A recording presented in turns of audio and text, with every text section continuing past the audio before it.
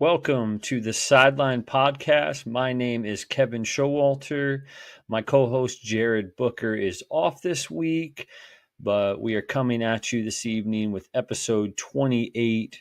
We are two best friends who love football, fantasy football, and all things sports. You can follow us on X, YouTube, and as of this week, officially on TikTok at the TSP community. That is at the TSP community. We made that change mainly just to be uniform across all platforms. So yeah, check us out on all three platforms officially this week. We are starting a Campus to Canton Fantasy Football League. Details will be coming out soon, and we are going to add a few more people into that league, but just keep an eye out. That is still happening, and we will be sending out, if you're already in that league, we will be sending out some more information really, really soon. Also, big news. We were really encouraged by all the people that were in our March Madness Bracket Challenge, and we want to do more of that. We want to build community through this podcast, through talking about sports, fantasy football. And so, yeah, we are going to do another sports challenge on ESPN. We are going to be hosting both an NHL and an NBA Bracket Challenge on the ESPN app. More details will be coming out soon. I believe the NHL bracket is getting released in 5 days. NBA one should be shortly after that as well. It's going to be very similar. You're going to pick each round, which team we think is going to win the Stanley Cup and the NBA championship. So we are going to do the winner of each challenge will get a Starbucks gift card.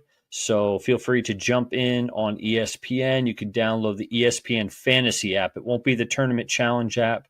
It's the ESPN Fantasy app. Download that, and we'll send you out links this week to jump in that challenge. So again, there will be an NBA and an NHL bracket challenge. Winner of each one will get a Starbucks gift card. Take your family member, your girlfriend, your wife out for a nice coffee date. So keep an eye out this coming week. All right, on this episode, we're going to be talking some NCAA football, latest news, and finally, we're going to be releasing our last 7 picks of our mock draft 1.0.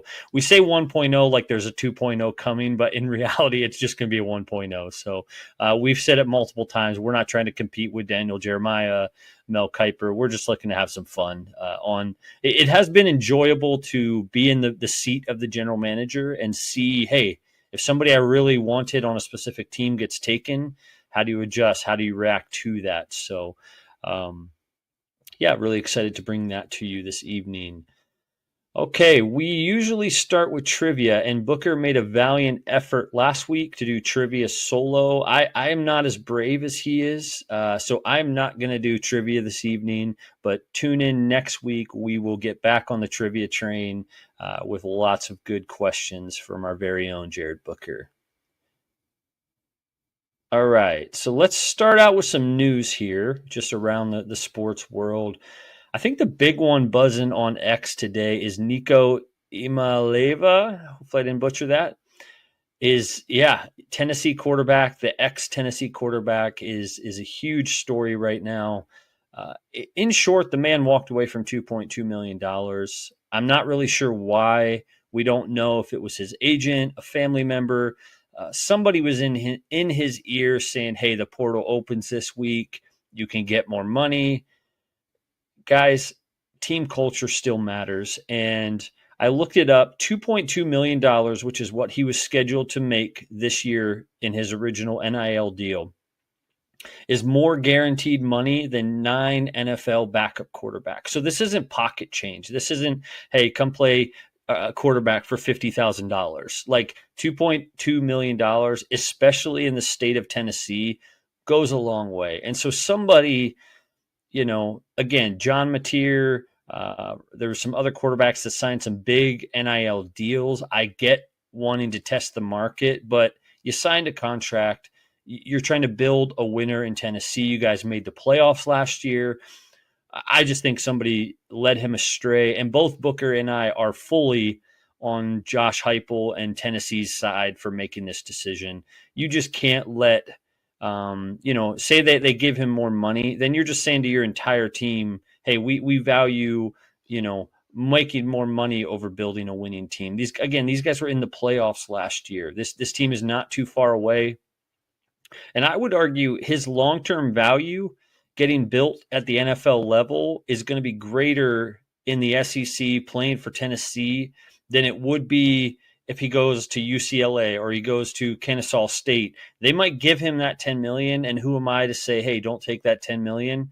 But when NFL quarterbacks are making 60, by the time he gets to the league and makes a second contract, it's going to be over $70 million per year for an NFL quarterback. So I really wish he would have stayed and just played it out, develop as a passer, but he didn't. And again, if you haven't seen this story yet, come out of that hole that you're in, because the internet is buzzing on that one.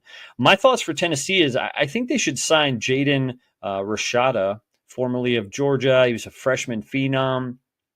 This guy is a talented prospect. They have two guys on the depth chart, but most likely Tennessee is going to want to go out and poach somebody from another team. I think this is pretty obvious why teams have been canceling their spring games, because it's just too easy for other teams to watch your backup play well in the spring and say, you know what, we're going to sign that guy. So I've been pleading on the internet. We need an NCAA college commissioner. Whether football gets separated from the NCAA right away, I believe it's going to happen sooner rather than later. We need that commissioner. We need that person that is going to steer this ship, because right now it is the Wild West in college football. There are teams that are signing general managers, but I don't think that's enough. Until you have that Roger Goodell type of person, it's not going to matter, because then all these teams are acting as individual entities. They're handling their NIL different. And really, for the best interests of these kids, I think we need leadership. We need someone to say, hey, this is what NIL is going to look like going forward. We're going to have one free agency period, and then we're expecting players and teams to honor those contracts. I think they need to go to that and rather quickly. There are more than enough qualified candidates. The Nick Sabans, bring in Peyton Manning. I mean, anybody who loves the game of college football with some leadership abilities, I think could help steer this fairly quickly. But for now, it's just going to continue to be the Wild West, and we have another portal opening up this week, and so it should be another week of just crazy contracts and guys entering the portal, leaving their team. Spring ball didn't go like they planned, so you know what? I'm going to go chase something elsewhere. I just don't think that's in the best interest of players long term. You really want to develop as a player in college, and this is just a system that is incentivizing to chase more money. But again, you can't blame the players, but I feel like the system is setting them up for a little bit of failure on that. So moving over to the NFL, we got Joe Flacco back with the Browns. This probably means Kirk Cousins is not going to Cleveland. Sorry, Atlanta Falcons, but you are stuck with a $50 million backup. This likely means the Browns are taking Travis Hunter or Abdul Carter at pick 2. They still could go a Shedeur Sanders or a quarterback there, but most likely it means, hey, we are trying to win now. We signed Myles Garrett. We're 1 year removed from the playoffs. So I think the Browns are going all in on, hey, we have the bones of a playoff team. We have a good defense. Let's continue to build. I think they regret not giving Flacco that extension 2 years ago when he took him to the playoffs. Again, similar to Kirk Cousins, it's hard to do that when you've invested so much into Deshaun Watson. But, I think the right move was to give Flacco that contract 2 years ago. Obviously, you're dropping him back in there. He's a professional. He's going to sling the ball down the field. But I think you had something, and they lost out on a year. Now you got Joe Flacco 2 years older. Again, I think he can go out and throw 300 yards and 3 touchdowns and 2 or 3 picks. But we'll see. We'll see if they catch fire again this year. But again, I think the Browns are taking a Travis Hunter and Abdul Carter at pick 2. That seems pretty obvious. It would be interesting if the Titans surprised everybody and took a Hunter or an Abdul Carter at 1. Then do the Browns pivot and say, you know what, Cam Ward is too high on our board. We're going to take Cam Ward.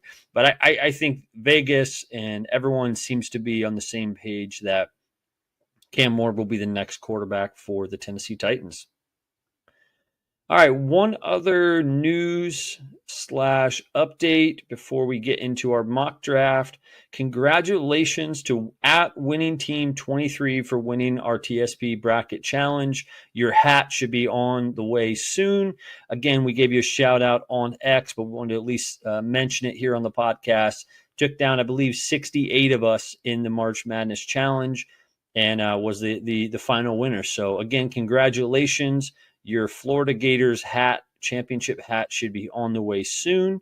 And feel free to post a picture, whether you like the Gators or not. We'd love to see you rocking that new hat. So I am a little bitter. It's a much cooler hat than I've referenced to my gold sparkle Baylor hat from a couple years ago. That Florida hat is like pretty nice. I'd actually wear that outside the house, where the Baylor one I have is not leaving my closet anytime soon. So.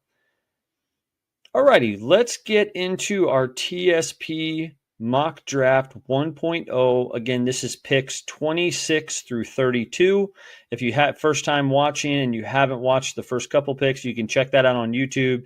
If you want the faster version, check out our X profile. We've posted little graphics with our picks to date.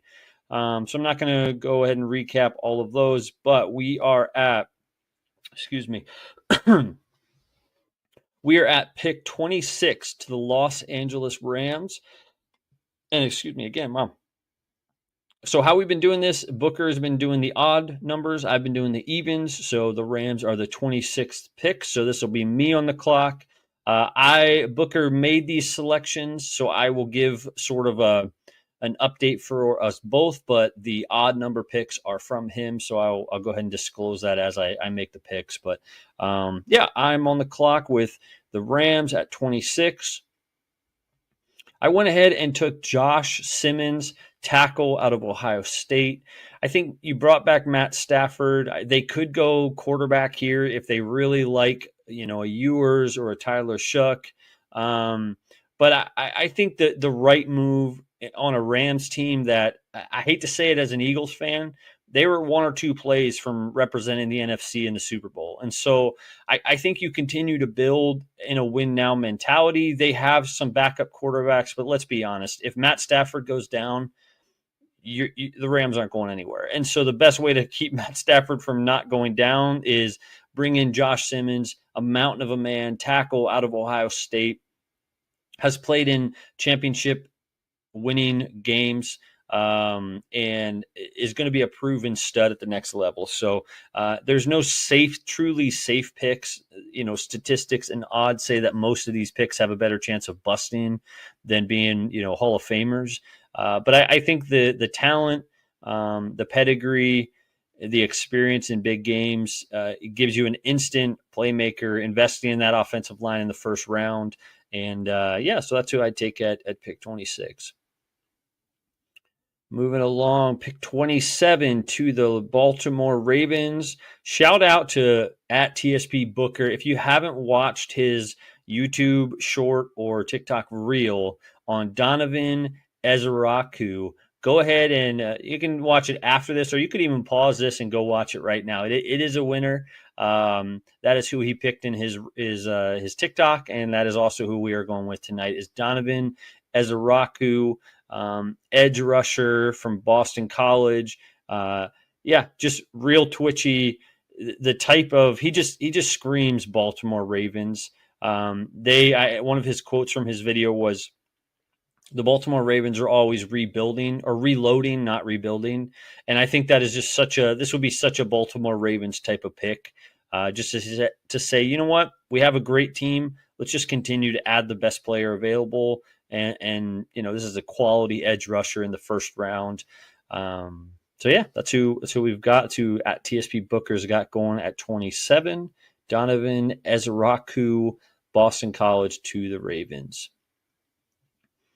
Speaking of edge rushers, I am on the clock with the Detroit Lions. And I'm going to go Mike Green, edge rusher out of Marshall. This guy's got, I don't know, you just see mock drafts where he is all over the board on, like, he could go top 10, he could go second round. Like, this is an interesting prospect. He's a little bit of a tweener, kind of that smaller build edge rusher, but lightning fast. And I think Detroit learned this past year that Aiden Hutchinson is a great edge rusher, but you need more. You need more than just him. The best teams have a rotation. You want to keep your guys healthy and rotating in, and you can't have too many good edge rushers. The name of the game is to sack the quarterback. And so you either have a good quarterback or you are trying to get to the good quarterbacks. And so I think if Detroit wants to take that next step, they're going to focus heavily on defense and say, you know what, our offense can hang 45 points on pretty much any team. We need to make sure our defense is complementing and able to really shut people down. It's going to take a lot of the pressure off of the offense as well, to not need to put up those high of numbers. It'll be interesting to see for Detroit this year, losing both coordinators. How does that play out? But again, I think continuing to build that defense would be the right move for the Lions going forward.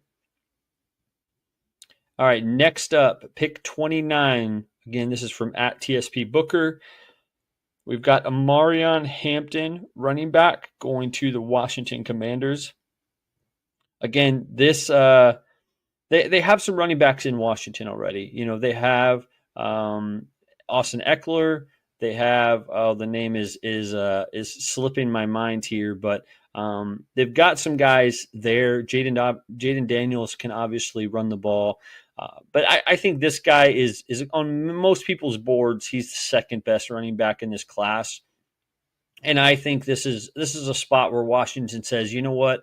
We watched Saquon Barkley absolutely torch us in the playoffs.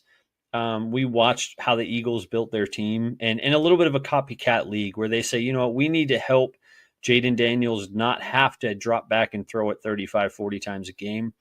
Giving a young quarterback an excellent running game is a really good idea. And so I am curious to see if how many running backs go in the first two rounds. It's a deep class. That could mean, hey, let's get the best ones of a deep class, or we can wait till the second or third round, fourth round, and still get a pretty quality runner.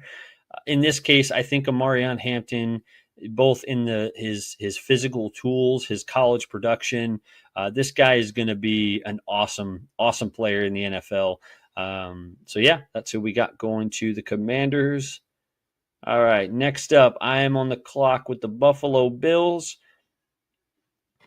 We are going to take Trey Amos from Mississippi, cornerback. And this is a little bit of like reading the person, not the draft board. I think Brandon Beane has a history of drafting defensive backs, and obviously the Bills are a very good team. They don't have many weaknesses or many needs. When you're a good team, you can kind of pick the best player available. Here, they're taking, you know, a top two or three cornerback off the board, and Buffalo has a great track record of, even if this guy doesn't have the upside of a Will Johnson or others, we know Buffalo is going to get the most out of him. Sean McDermott, I don't agree with him on the tush push. I don't agree with some things, but he can certainly coach defense, and he can get the best out of defensive players. And so, yeah, I think it's a solid pick here for Buffalo, with confidence that they can get the most out of Trey. All right, two more picks. We've got Booker back on the clock, his last pick of the first round. We have Tate Rutledge, guard out of Georgia. This guy is an absolute monster. You may know him from, he is Mr. Sweet Mullet, is what I like to say. And so a little bit of a stretch here, I would say. You know, he is mocked more second round in a lot of drafts, but this is similar to the Patriots a couple years back. Belichick took, I can't remember his name, but he took a guard earlier than people thought, but it was just, hey, this is the guy that we want to bring into this building. And I think the Chiefs learned their lesson that not protecting Mahomes is not a great idea. And so the Eagles absolutely diced him in the Super Bowl. And the best way to get them back to that place is to build their offensive line through the draft, which means investing early capital. And here you're getting probably the best guard, if not, top 3 guards. And so, yeah, it might be a little bit of a reach compared to other mock drafts you see out there. But again, bonus points for the excellent mullet and just brings that kind of nastiness that you want to see out of your offensive lineman. So I think it's a solid pick. I think in the back half of the first round, the early second, you got to think the Chiefs aren't picking again until 63. And so you might have to jump up to say, hey, our next pick is almost, third rounder. So you often hear as well that, in this draft, there might be, 10 to 12 players with like a first round grade. And all the rest are probably more late first, early second, third round grades. And so a lot of these picks, you're taking a swing on, hey, can we develop this guy? Can we turn this guy into a starter? You do want your first round picks, your second round picks, like they should have the potential to start. And I think Tate Ratledge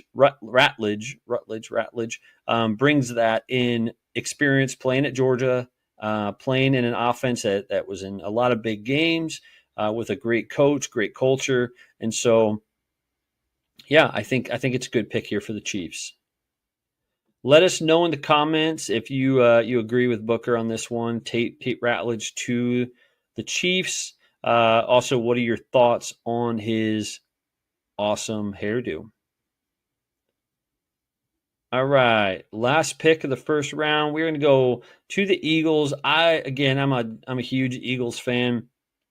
I would be so hyped if this guy falls to us. And it feels, I've heard multiple, pundits on ESPN and the like saying, you know what, every year the Eagles get some defensive player that drops and falls further than they should have. The Jalen Carters, Cooper DeJean last year, and I think it happens again this year. I hope it does. I don't know if it does for sure. It did in our mock draft, and obviously I was picking last, so who knows. Malachi Starks out of Georgia, a safety. This guy has incredible physical skills. It will be interesting to see if they move Cooper DeJean out to corner or if he continues to play in the slot.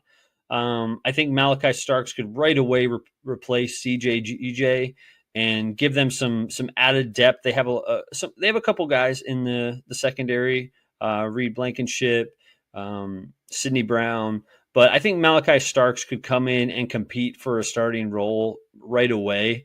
And if not, then you have a safety you can develop and be a starter, in 2 or 3 years, no problem. So ridiculous skills would be another one of those guys where like, man, how did the Eagles get that guy? And so that's kind of what I hope happens, but we will see. All righty. So again, this is a shorter episode.